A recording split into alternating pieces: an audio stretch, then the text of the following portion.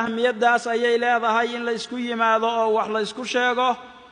lagana faa'iideysto ayay mudan tahay arrintan iyo arrimaha la midka ah haddii aan mawduuca u soo laabto axbaabi fillaah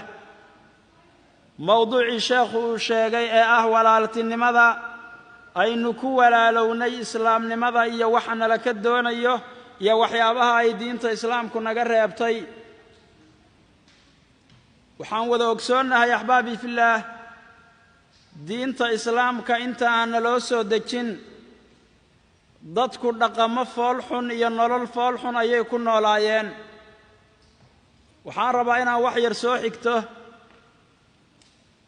sida aan wada ogsoonnahay markii nabigeenna calayhi salaatu wasalaam iyo saxaabadii la dhibay oo uu nebigu diintii bannaanka soo dhigay oo dadka uu tawxiidka iyo diinta ugu yeedhay waa la dhibaateeyey nebiga iyo saxaabada markaasuu nebigu wuxuu amray asxaabtii inay u haajiraan dhulkaas la yidhaahdo ardulxabasha oo etoobiya iyo soomaaliya iyo intaasoo dhan baa ardulxabasha la isku odhan jiray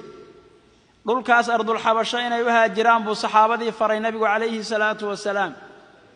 boqor baa jooga buu yidhi halkaas dadkana aan dulmin agtiisana aan dadka lagu dulmine halkaas u haajira oo halkaa aada waa tii saxaabo fara badani intay soo haajireen ay yimaadeen dhulkii ardulxabasha nimankii reer quraysh ee nabiga iyo saxaabada dhibaatayn jiray calayhi salaatu wasalaam markii ay maqleen in saxaabadii ay halkaa u haajireen oo dhibkoodii ay ka carareen kama aysan harine rag bay ka daba direen boqorkii najaashi u taga oo u warbixiya waxaana hogaaminayay raggaas cabdullaahi bin abi rabiica iyo camar bin alcaas oo weli aan soo islaamin xilligaas labadaas nin bay inta hadiyado iyo alaabo qaaliya iyo hanti u dhiibeen bay waxay yidhaahdeen boqorkaas inta u tagtaan nimankan naga soo goostay oo diintii iyo dhaqankii aabbayaashood iyo sanamyadii la caabudi jiray diiday oo soo cararay oo baxsadka ah oo naflacaariga ah degdeg ha u soo celiyo u soo sheega baa la yidhi way yimaadeen labadii nin oo la soo diray marka boqorkii bay la kulmeen warbixin dheer bay siiyeen riboodkii ayay u gudbiyeen waa niman baxsadahay yidhaahdeen oo dhaqankoodii iyo aabbayaashood iyo dhaqamadii la haystay wax ka beddelan inta keenay haddana soo baxsaday marka waxaan kaa codsanaynaa inaad soo celisid wuxuu yidhi boqorkii najaashulxabashi ayagana bal aan waraysta buu yidhi marka warkaanaa ka sheegaysaan inuu run yahay iyo in kale bal ayagana aan waraysto saxaabadii buu u yeedhay marka muhaajiriinta ahaa saxaabadii waxaa u hadlay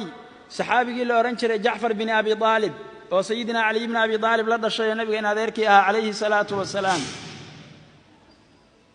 waxaan u socdaa marka oo ujeedku uu yahay hadalkii jacfar bin abi aalib uu maalintaa ku warbixiyey ayaan rabaa inaan wax ka soo xigto si aynu u dareenno dhaqamadii jiray iyo sidii la ahaa intaan islaamku imaan iyo markii islaamku u yimid ka bacdi isbeddelkii yimid jacfar bin abi aalib asagoo ku hadlaya codkii saxaabadii dhulkaa u soo haajirtay ayuu la hadlay boqorkii reer xabasho ee najaashulxabashi wuxuu yidhi yaa ayuha almelik kunnaa ahla jaahiliyatin nacbudu alasnaam wa na'kulu almayta war boqor yahow waxaan ahaan jirnay buu yidhi horta dad jaahiliyaah oo jaahili ah ayaan ahayn buu yidhi asnaam ayaan caabudi jirnay bakhtigana waa cuni jirnay ayuu yidhi xoolaha bakhtiyey iyo bakhtiga ayaan cuni jirnay wana'ti alfawaaxisha wanaqdacu alarxaam wanusii'u aljiwaar faaxishada iyo xumaanta iyo dembi kastoo dhanna waan la imaan jirnay qaraabadana waa goyn jirnay derisnimada waa xumayn jirnay waya'kulu alqawiyu mina adaciif midka xoogga leh oo annaga naga midihina wuxuu cuni jiray oo uu hantidiisa boobi jiray kan tabarta daran ee miskiinka ah kuwa awoodda leh ayaa dadka laga xoog roon yahay baad iyo xoog ku haystay oo hantidooda cuni jiray buu yidhi fa kunnaa calaa daalik sidaas ayaan ku sugnayn buu yidhi xataa bacaa allaahu ilaynaa rasuula ilaa markii dambe ilaah uu rasuul noo soo diro nacrifu nasabahu wa sidqah rasuulkaasoo abtiriskiisa iyo runtiisa aan naqaan وأمانته وعفافه دور سنانتي سي أماندي سنآن نقانه رسول سداسها إلهي نوصو دريبو يرمركي الدنبه فأمرنا بصدق الحديث وحونا فري نبيقو إنا نرهن شيقنا أيونا فري وحوك لنا فري فدعانا إلى الله لنوحده ونعبده ونخلع ما كنا نعبد نحن وآباؤنا من الحجارة والأوثان إنان إله كلي عابدنه وأين كتقنا دقحدي يقريه يوحي أن عابد جرنيبو نفري أما ندى إنان إلالنو نفري قرابة إنان حريرنا أيو نفري وحال يوحي حمانها حلقاس جرين ونقربي وناق أردن ونفري dhaqamadii xuxumaa ee jiray marka xilligaas oo baqtigii la cunayay iyo qaraabadii la goynayay iyo dadkii la dulminayay iyo gabdhihii nolosha lagu aasayay dumarkii dhaxalka loo diidayay dhibkii faraha badnaa ee bulshada lagu hayay iyo dhibaatadii iyo dhaqan xumadii xilligaa taagnayd oo dhan ayaa islaamku markii uu yimid meesha ka saaray wanaag iyo isjeclaan iyo isku xirnaan iyo dadka xuquuqdooda in la dhowro ayuuna islaamku noo keenay markii uu soo degay markaasaa rabbi subxaanahu wa tacaala aayad qur'aana wuxuu ku yidhi laqad anzalnaa ilaykum kitaaban fiihi dikrukum afalaa tacqiluun war waxaan idiin soo dejinnay kitaab sharaftiinna jirto ee ma wiinan wax fahmayn oo inan wax garanayn waxay bini aadamku qiimaha iyo sharafka ku yeesheen waa islaamka kitaabka ilaahu noo dejiyey ayaynu ku sharafownay oo sharaf iyo qiimo aynu ku yeelannay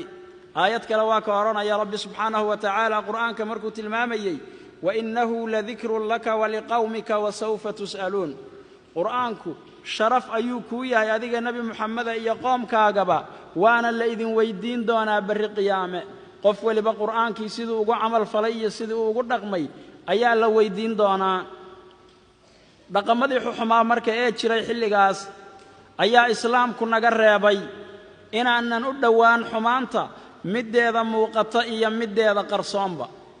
ilaa fawaaxishta iyo dembiyada iyo xumaantu waa laba qaybood qaybna waa mid muuqata qaybna waa mid qarsoon oo dadka quluubtooda ku qarsoon weeyaan walaa taqrabu lfawaaxisha maa dahara minha wamaa badan buu odhanayaa rabbi subxaanahu wa tacaala ha u dhowaanina waxyaabaha xumaanta ah waxa muuqda iyo waxa qarsoonba intaba wuu naga reebay rabbi subxaanahu wa tacaala dhaqamadii xuxumaa ee islaamku uu naga reebay waxaa ka mida marka axbaabi fillaah alqabaliyatu waalcasabiya waalfakhru bilaabaa qabyaalad iyo casabiyad iyo in lagu faano qabiil iyo odayaal hore. There's so many ideas of what it means to be a real estate investor. People think you need money to make money. Wrong.